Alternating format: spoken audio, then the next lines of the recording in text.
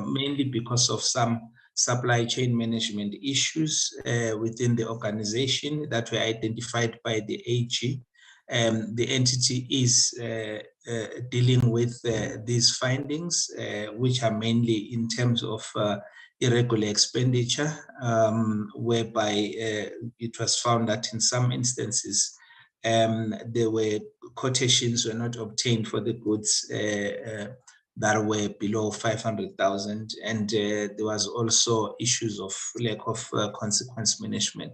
But the organization is dealing with this through the submission of the audit improvement plans, which are submitted to the department on a quarterly basis.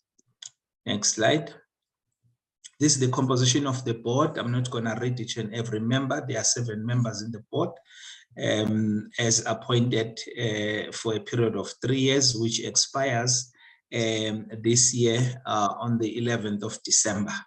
So there will be a process to reconstitute the new board.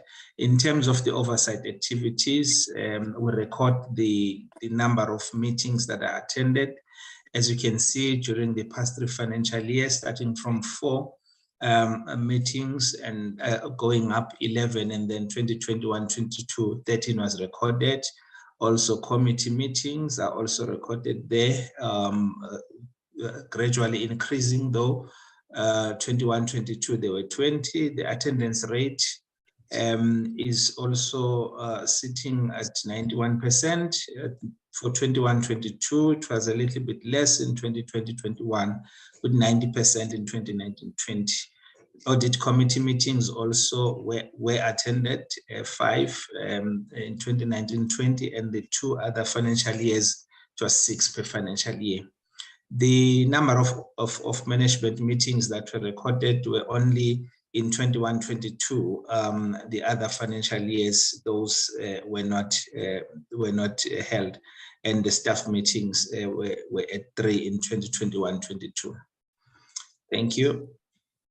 In terms of the governance engagement structures, these are the structures between the department and its public entities. There's the CEO forum, which has been held in the past financial year twice. The first was on the 30th of November 2022, and the last one was held on the 30th of March 2023. The Chairpersons Forum, there is a planned Chairpersons Forum that is going to happen.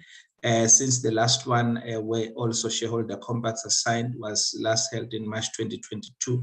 But I think members would be aware that because of the changes, new dates had to be sought. And there is a plan in May to have the Chairpersons Forum, where Minister will be meeting with the Chairpersons and also signing the shareholder compact agreements. Thank you. Next slide. This is the composition of the executive management. The acting CEO is one of the board members and is in an acting capacity. There's 2 other members of the executive, which is the chief financial officer and the director of operations. This is how the management structure of Boxing SA is currently.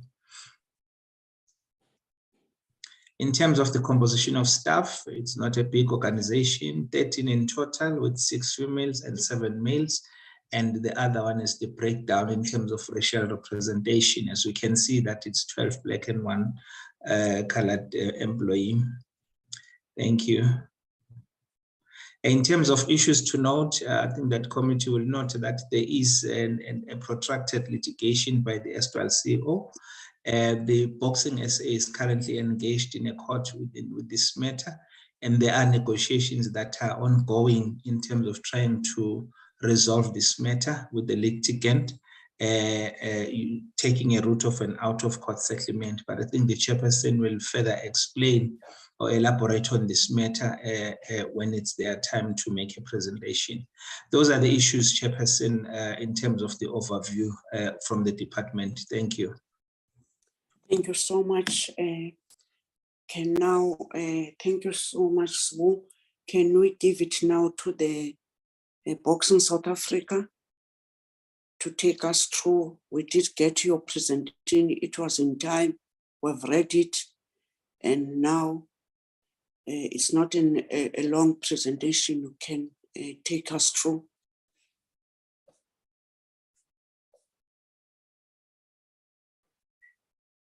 Thank you, Chair. I will just do a brief overview, and then I will ask the acting CEO to then do the presentation. Thank you. Thank you so much, Honorable Chair. Once more, we welcome this opportunity to present to the Portfolio Committee. It's been a journey, I think, as Mr. Tanyana was saying, that we're working towards the end of our term of office, as this board.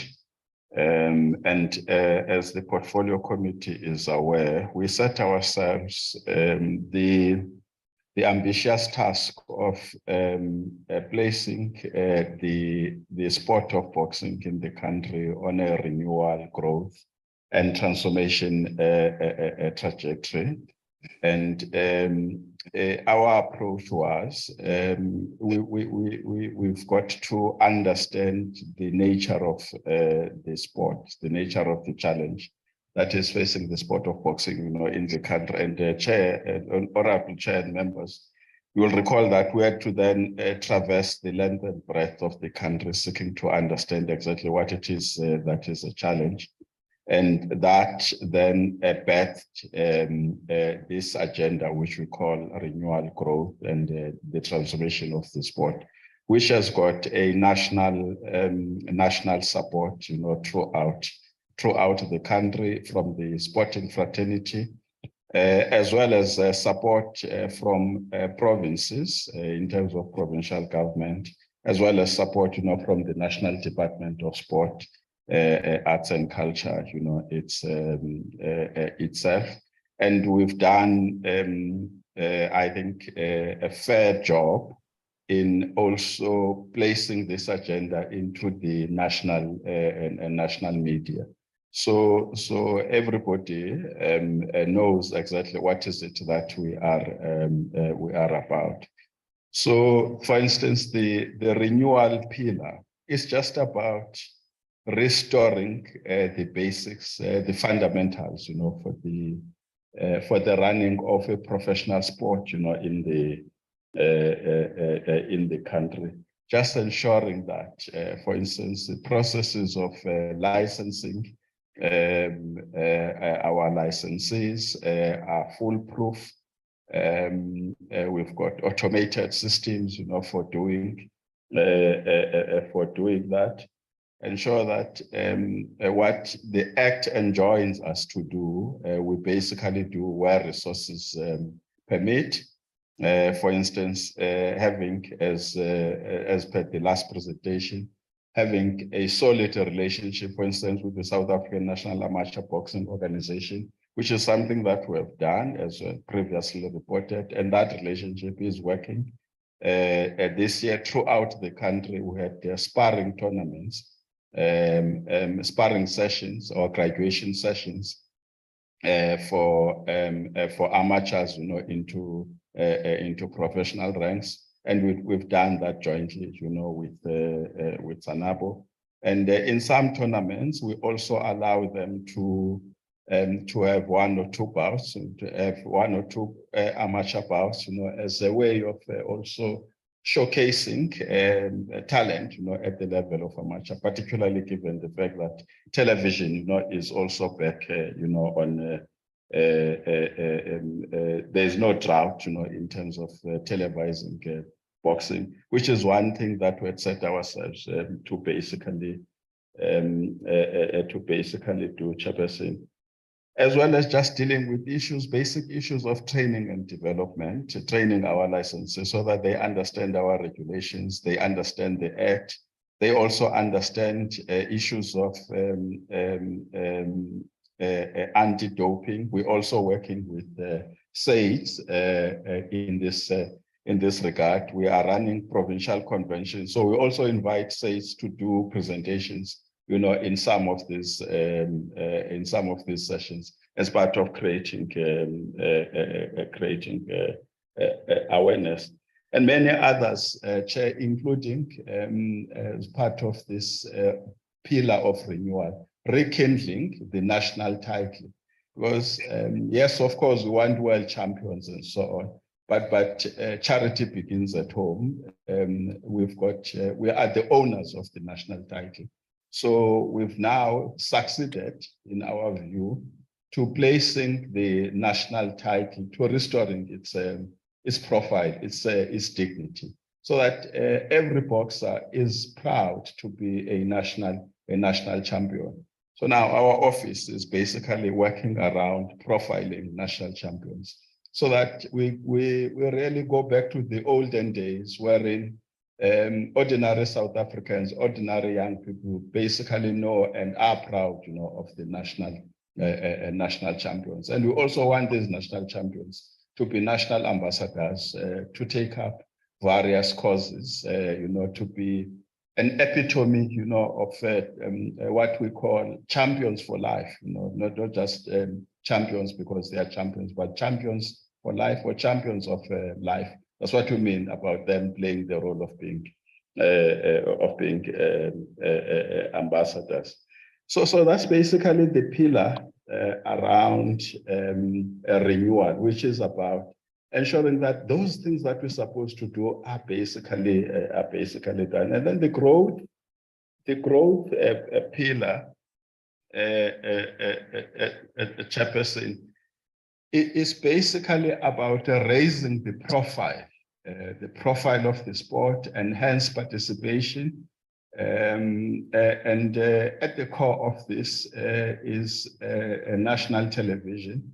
And we, as I've said, we've signed a memorandum of understanding now with SABC. So we've agreed on the number of tournaments they are going to broadcast this year, next year, as well as the year after. We welcome the fact that a new board has now been appointed by the Honorable President. We're looking forward to engaging the new board of SABC so that we can then firm up, the agreements that we've had, with the previous board of SABC. We're very much far advanced in engaging SuperSport to also play a significant role, in the broadcasting of tournaments. So very soon we'll be making announcements about a partnership between ourselves and SuperSport. And part of the training and development work that we are currently doing is to also just ensure that our promoters, they present quality tournaments that will be inviting to spectators, that are going to popularize the sport of boxing, and thus attracting funders, business people back, into the sport, which is something that we have not been successful at a national level in garnering private sector funding, into the sport. Even though at the level of promotions, various promoters have got partnerships, with various bodies, particularly, in the hospitality industry. And this is something that we really support, Chairperson. And then the last pillar, which is transformation. Here, Chair, we are trying to articulate with the vision of the department of building a winning nation and placing sport, arts and culture at the center, of social cohesion. So we've coined a concept of sport for development, meaning that sport must boxing must make a qualitative role in improving the quality of life, of people who are involved, in the sport of boxing. So one program that we're focusing on in this regard is Women in Boxing, and we're glad that the Deputy Minister is the champion. She's our champion, for this. That of ensuring that we enhance the participation of women, in the sport of boxing. And part of the measures that we have taken with the support of all provinces is to ensure that every government-funded tournament has got at least 2 women, must have at least 2 women bouts. And we've also agreed that on an annual basis, we'll have a development program that focuses on women. We ourselves as Boxing South Africa, on an annual basis, we host a tournament that is an all-women tournament in terms of bouts, in terms of referees, judges, everybody who is involved in that tournament actually then becomes a woman. And in the previous financial year, we had just about 3 tournaments, that were hosted by women. We're also working with various potential funders, to support this this program. And again, along the lines of what the portfolio committee had said to us last year around this idea of sport for development, we've asked our colleagues in management to work on to come up with what we call the contribution of to study the contribution of boxing, in the economy, in economic development. Because we want, when we come to the department as well as when we come to the portfolio committee, we must be able to showcase what it is that a tournament, a particular tournament, what's their contribution, to the, we can call it to the GVA, GDP, GVA at the level of provinces, GDP at a national level. We think that that's really very, very important because the sport is commercialized. So we've got to then demonstrate the extent to which the sport of boxing contributes to economic development. So once that study is completed, we think that we'll then be able to share its outcomes, with the portfolio committee as well. And we think that it will go a long way in terms of also inviting other players, into the sport. But we also just want to have a say on control in terms of the value chain, economic value chain, of the sport of boxing. Understand, for instance, people who benefit, like for instance, out of the creation of gloves. We want to know who makes gloves for boxing. And what is their contribution, to the growth of the sport? Who's making, for instance, the belts? Who's making boxing boots? So that's what we mean about understanding the economics, or if you like, the political economy, of the sport of boxing. And then the last one, Chair, is boxing heritage.